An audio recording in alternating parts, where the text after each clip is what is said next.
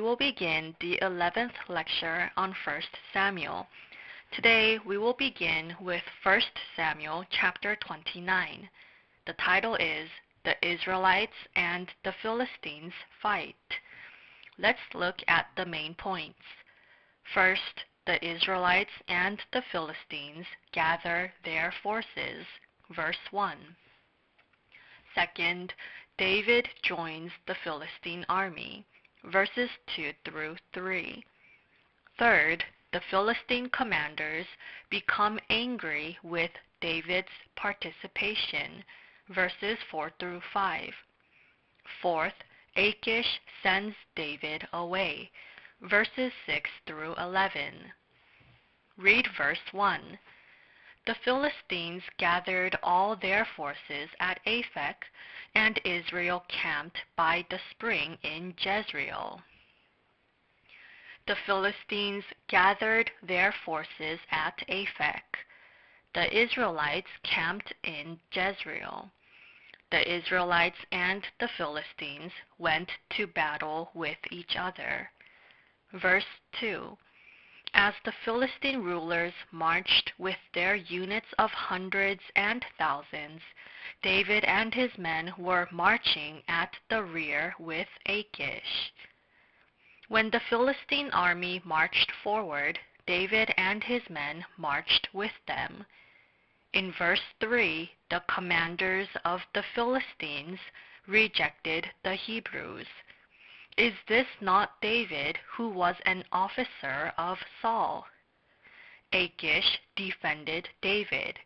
I have found no fault in him. It was disgraceful for David to take part in the Philistine war. How wrong was it for him to participate in the war and attack his own nation? Verse 4. But the Philistine commanders were angry with him and said, Send the man back, that he may return to the place you assigned him. He must not go with us into battle, or he will turn against us during the fighting. How better could he regain his master's favor than by taking the heads of our own men? The Philistine commanders continued to reject David. They knew what David was capable of. The commanders worried about what would happen if David turned against them in battle. What will you do if David turns against us during the fighting, and he regains Saul's favor by taking the heads of our own men? The Philistine commanders were against David's participation in the battle. Verse 6. So Achish called David and said to him, As surely as the Lord lives, you have been reliable, and I would be pleased to have you serve with me in the army. From the day you came to me until now, I have found no fault in you, but the rulers don't approve of you. The Philistine commanders were against David. Thus King Achish could not take David with him. Verse 8. But what have I done? Asked David. What have you found against your servant from the day I came to you until now? Why can't I go and fight against the enemies of my lord the king? David was not allowed to go into battle. David could not fight against his own nation of Israel. Thus David told King Achish that he was upset that he could not go into battle. David probably was not sincere when he said this. David was weak in heart, and he flattered Achish. In any case, God kept David from going into war. When David did wrong, God stopped him. Sometimes when we are about to sin, God puts up a wall of thorns and stops us. God loved David and kept him from making a mistake. However, David needed to be punished by God for his sins. When David tried to take part in the war, the Amalekites from Ziklag attacked. Chapter 30, verses 1 through 3. The Amalekites raided Ziklag and took the people captive. The Amalekites took all the goods with them. God punished David through this. We will continue with 1 Samuel chapter 30. The title is Restoration of Ziklag. Let's look at the main points. First, the Amalekites raid Ziklag, verses 1 through 6. Second, David inquires of God and pursues the Amalekites, verses 7 through 10. Third, a slave of the Amalekites guides them, verses 11 through 15. Fourth, they destroy the Amalekites and seize everything, verses 16 through 20. Fifth, they share the goods, verses 21 through 25. Sixth, the goods seized by David are sent to the elders of Judah as a present, verses 26 through 30. Verses 1 through 2. David and his men reached Ziklag on the third day. Now the Amalekites had raided the Negev and Ziklag. They had attacked Ziklag and burned it, and had taken captive the women and all who were in it, both young and old. They killed none of them, but carried them off as they went on their way. David was going to join the Philistine army. David was about to invade his nation of Israel. The Philistine commanders kept David from taking part in the battle. God stopped David. Yet in today's chapter, God punishes David. The Amalekites plundered Ziklag while David was not there. The Amalekites took all the women and children in Ziklag captive. Verse 6. David was greatly distressed because the men were talking of stoning him. Each one was bitter in spirit because of his sons and daughters. But David found strength in the Lord his God.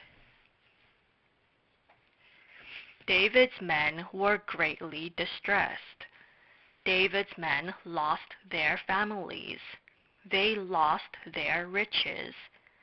The city was burned down, and this was a big incident. David had 600 men. There were 600 men. Therefore these men became angry and wanted to stone David. David protected, fed, and took care of these 600 men. However, these men were very angry because they lost their inheritance and families. The men wanted to kill David. David had no choice but to pray to God. It would have been no use to depend on people here. People betray and run away. People kill and betray others if it will benefit them. Verse 7. Then David said to Abiathar the priest, the son of Ahimelech, "Bring me the ephod." Abiathar brought it to him. David repented and prayed to God. David then sought God's will through the priest. David asked God, "Shall I pursue this raiding party? Will I overtake them?" God answered, "Pursue them." David left behind 200 of his 600 men.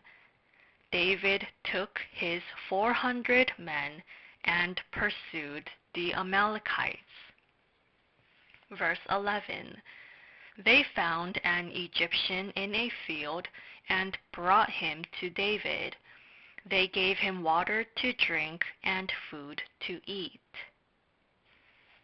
David's men pursued the Amalekites. They found an Egyptian in a field. The Egyptian boy was a slave of an Amalekite.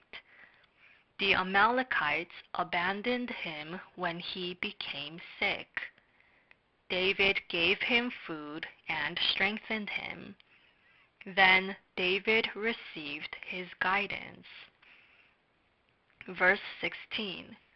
He led David down, and there they were scattered over the countryside, eating, drinking, and reveling because of the great amount of plunder they had taken from the land of the Philistines and from Judah. The slave of an Amalekite led David. David was able to easily chase after the Amalekites. The Amalekites thought they had won the war, and they were eating, drinking, and reveling. Then David suddenly attacked them. David attacked when they were drunk, eating, and reveling. Some escaped, and the rest were killed. None of the Amalekites got away except 400 men who rode off on camels. Verse 18. David recovered everything the Amalekites had taken, including his 2 wives. David recovered everything the Amalekites had taken. David and his men's wives and children returned to them. They recovered their lost possessions. They brought back even more things. The Amalekites were caught off guard as they celebrated their victory, and they were ruined. David was ruined as well, but when he repented and obeyed God's will, he ultimately gained victory. Verse 21. Then David came to the 200 men who had been too exhausted to follow him and who were left behind at the Bezer ravine. They came out to meet David and the people with him. As David and his men approached, he greeted them. David won and returned with the 400 men. The 200 who were left behind welcomed and greeted David.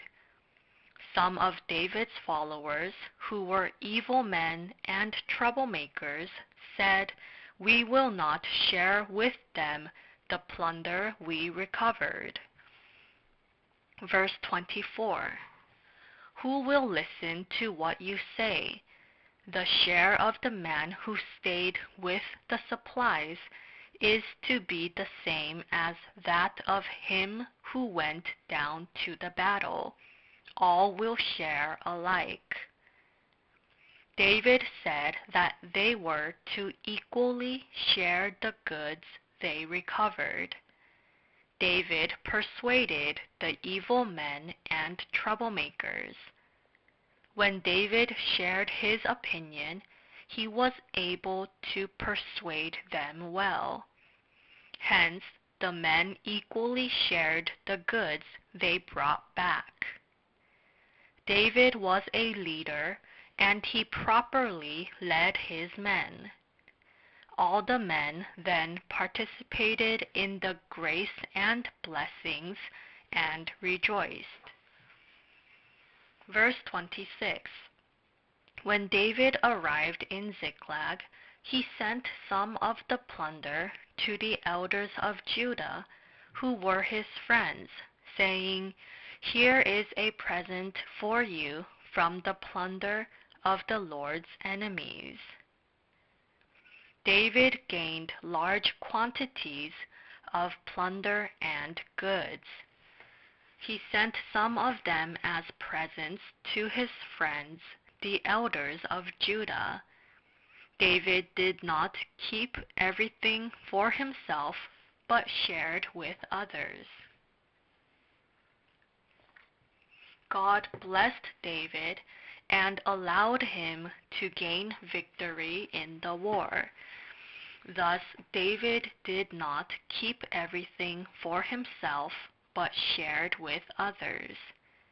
David wanted to share God's grace with others. We will continue with chapter 31. The title is The Death of King Saul. Let's look at the main points. First, Israel loses in battle. Verse 1. Second, Saul and his 3 sons are killed. Verses 2 through 6. Third, the Israelites flee and the Philistines occupy their towns. Verse 7. Fourth, the Philistines insult Saul's dead body. Verses 8 through 10.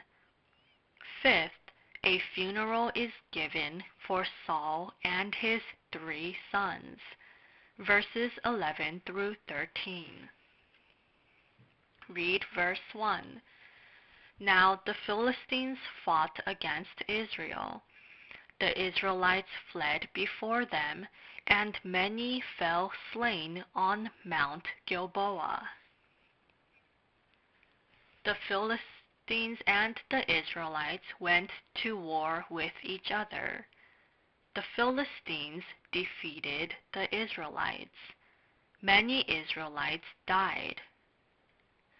What would have happened if David and his men were on Israel's side? If Saul and Jonathan joined forces with David, they would have defeated the Philistines in battle. However, Saul became arrogant and jealous, and he tried to kill David, which resulted in internal conflict. Hence, David ran away. Saul and Jonathan then together fought the Philistines, yet Saul failed. Verse 2. The Philistines pressed hard after Saul and his sons, and they killed his sons Jonathan, Abinadab, and Malchi-Shua. Saul and his 3 sons died. Jonathan was a truly faithful man. Jonathan helped David in many ways. Jonathan also comforted David. Jonathan then supported his father as the commander of Israel's army. Jonathan laid down his life and was faithful for the advancement of God's kingdom. However, Jonathan did not receive worldly glory. Yet Jonathan would go to heaven and receive rewards, glory, and praises that he did not receive in the world. Verse 3. The fighting grew fierce around Saul, and when the archers overtook him, they wounded him critically. The fighting grew fierce around Saul, and the archers wounded Saul. Saul was wounded critically. Saul was about to die. Saul told his armor-bearer to run his sword through him. The armor-bearer was terrified and would not do it.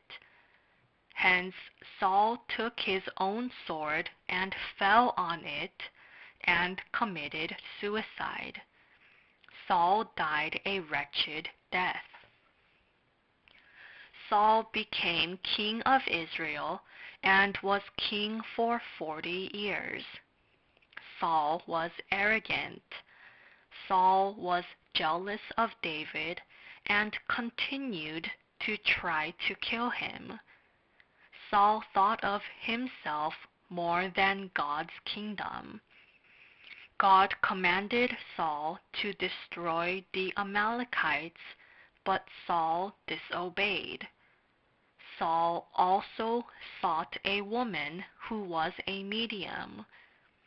Saul was wrong in the things he did. 1 Chronicles chapter 10 verses 13 through 14.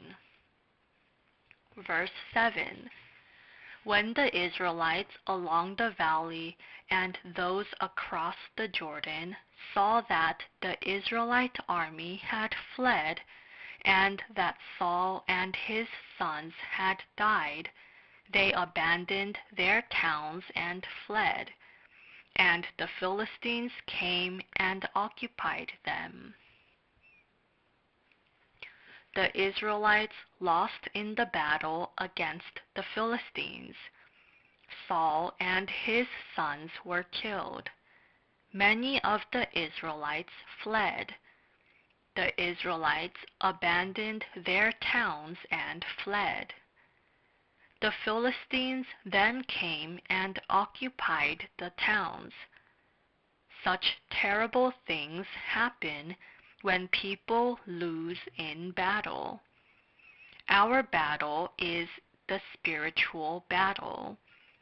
When we lose to the devil, we will become slaves of the devil. 2 Peter chapter 2 verse 19. We must fight the good fight.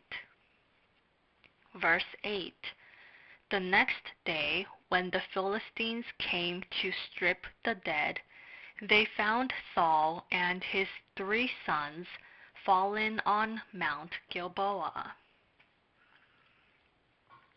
After the Philistines won in the battle, they came to strip the dead. They found Saul and his 3 sons. The Philistines cut off Saul's head and stripped off his armor. Then they took Saul's armor and put it in the temple of their gods. Then the Philistines fastened Saul's body to the wall of Beth-shan. In verse 10, it says that they fastened his body to the wall of Beth-shan. Saul, who was forsaken by God, died a terrible and wretched death. Verse 11. When the people of Jabesh Gilead heard of what the Philistines had done to Saul. The people of Jabesh Gilead received help from Saul in the past. Chapter 11, verse 9. The people of Jabesh did not forget Saul's grace, and they journeyed through the night to retrieve Saul's body. Saul and his sons' bodies were nailed to the wall of Beth-shan. the people of Jabesh risked their lives to bring back the bodies. The people of Jabesh burned the bodies, and they buried the bones under a tamarisk tree at Jabesh. The people of Jabesh wanted to repay King Saul for his grace. 2 Samuel chapter 2 verses 4 through 7. We will continue the lecture with 2 Samuel. It is most likely that Samuel's successor edited the book of 2 Samuel.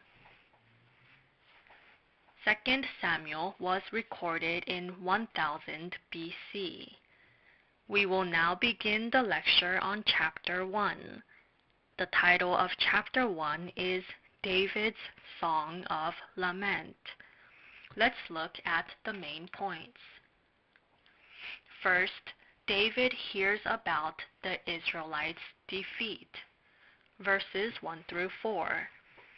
Second, an Amalekite gives a false report to David. Verses 5 through 10.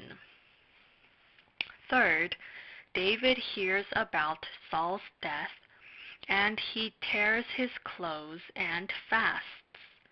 Verses 11 through 12. Fourth, David kills the Amalekite. Verses 13 through 16. Fifth, David's song of lament for Saul and Jonathan. Verses 17 through 27. Read verses 1 through 2. After the death of Saul, David returned from defeating the Amalekites and stayed in Ziklag 2 days. On the third day, a man arrived from Saul's camp with his clothes torn and with dust on his head. When he came to David, he fell to the ground to pay him honor. David defeated the Amalekites, and he stayed in Ziklag 2 days.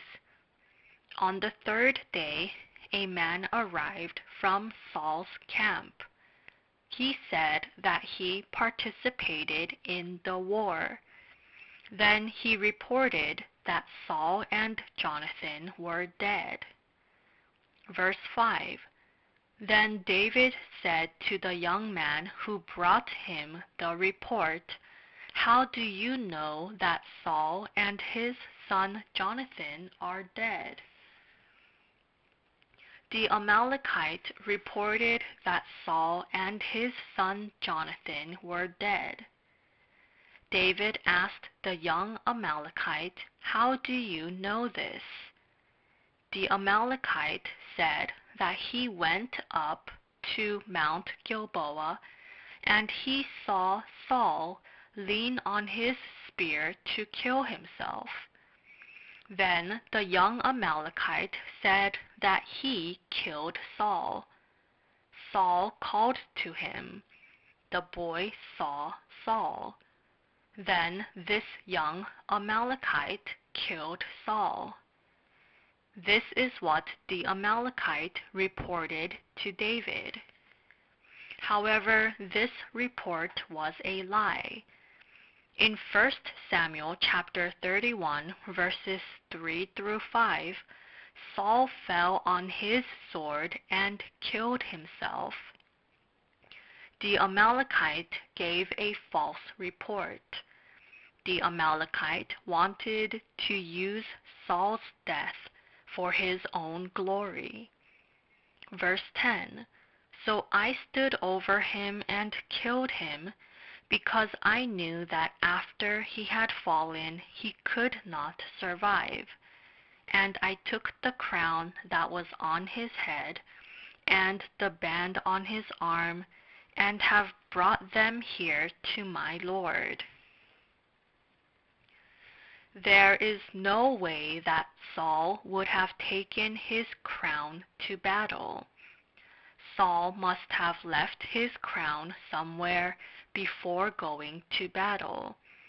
The Amalekite stole the crown.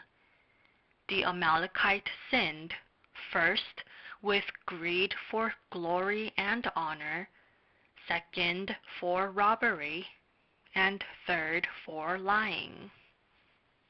Verse 11. Then David and all the men with him took hold of their clothes and tore them.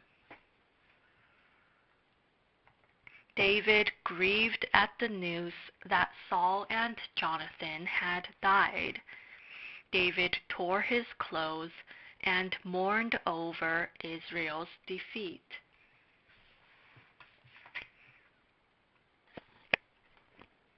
Proverbs chapter 24, verse 17. Proverbs chapter 17, verse 5. David was not happy that Saul, who had tried to kill him, was dead. Rather, David mourned and wept over Saul's death.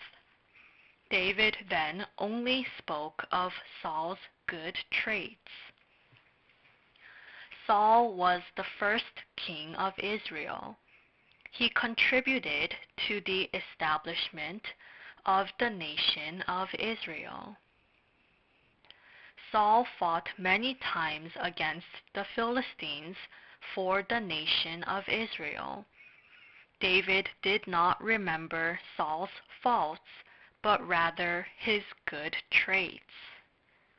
Verse 13. David said to the young man who brought him the report, "Where are you from?" "I am the son of an alien, an Amalekite," he answered. David put the young Amalekite to death. He was put to death because first he said that he killed the man who was anointed by God. Second, it was so that sin would not be tolerated in Israel. David established justice through this. When we build up God's kingdom, it is important that we get rid of sin. Ananias and Sapphira brought sin into the early church. Peter then governed over them. Acts chapter 5, verses 1 through 11. Verse 17. David took up this lament concerning Saul and his son Jonathan. David lamented over Saul and Jonathan, and he sang an elegy for them. In verse 18 it says, "Lament of the bow."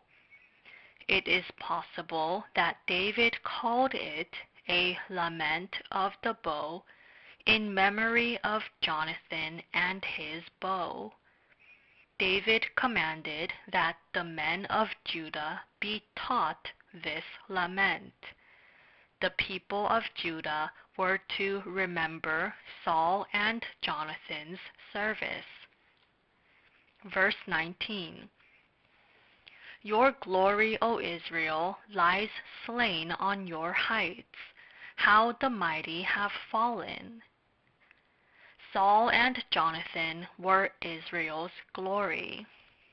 Saul and Jonathan went and destroyed the enemies for Israel. They made Israel strong. However, Saul and Jonathan died unfortunate deaths. Thus David lamented over them. Verse 20. Tell it not in Gath, proclaim it not in the streets of Ashkelon, lest the daughters of the Philistines be glad, lest the daughters of the uncircumcised rejoice. Gath and Ashkelon are Philistine cities. David said, "Do not proclaim the deaths of Saul and Jonathan to the Philistines." He was worried that the Philistine daughters would be glad. Verse 21. O mountains of Gilboa, may you have neither dew nor rain, nor fields that yield offerings of grain. For there the shield of the mighty was defiled, the shield of Saul, no longer rubbed with oil. Saul and Jonathan died on Mount Gilboa. Thus David said, May you have neither dew nor rain, nor fields that yield offerings. The mountain was cursed because Saul and Jonathan shed blood there. This was a poetic expression. Verse 22. From the blood of the slain, from the flesh of the mighty, the bow of Jonathan did not turn back, the sword of Saul did not return unsatisfied. David commemorated Saul and Jonathan's bravery. Saul and Jonathan won many battles. They courageously repulsed their enemies. David praised Saul and Jonathan for their courage. Verse 23. Saul and Jonathan, in life they were loved and gracious, and in death they were not parted. They were swifter than eagles, they were stronger than lions. Jonathan supported his father. Jonathan fought courageously for Israel. Jonathan made suggestions when his father did wrong because of his loyalty to him. Jonathan did not sympathize with his father's wrongdoings. Jonathan supported his father, and he fought in battle for Israel. Jonathan was killed while fighting for the kingdom of God. Jonathan honored his father. Jonathan honored his father Saul. Then Jonathan died with Saul while fulfilling his duties to God's kingdom. David lamented over the deaths of these men. Verse 24. O daughters of Israel, weep for Saul, who clothed you in scarlet and finery, who adorned your garments with ornaments of gold. The women of Israel wore fine clothes when Saul reigned over them. This meant that Israel became a strong and powerful nation. Verse 25. How the mighty have fallen in battle!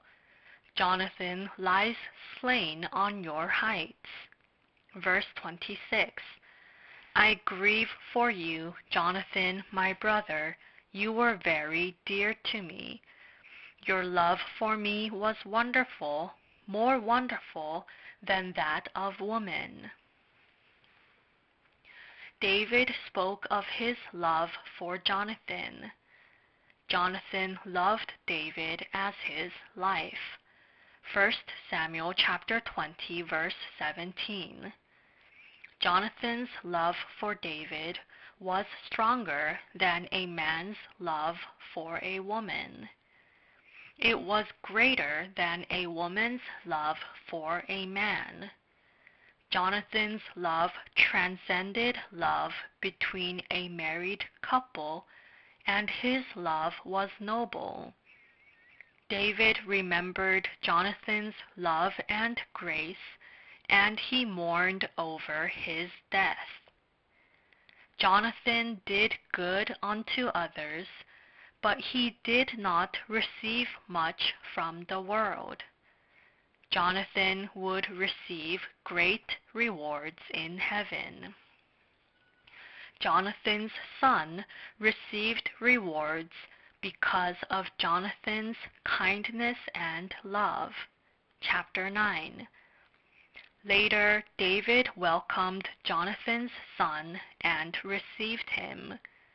We too must be like David and not forget the love and grace we receive from others. Verse 27. How the mighty have fallen! The weapons of war have perished. David lamented with all his heart for the deaths of Saul and Jonathan. We must be thankful for the grace that others show us. We must acknowledge others' good traits instead of remembering their faults. We must repay others for their kindness. Here we will conclude the 11th lecture on the books of Samuel.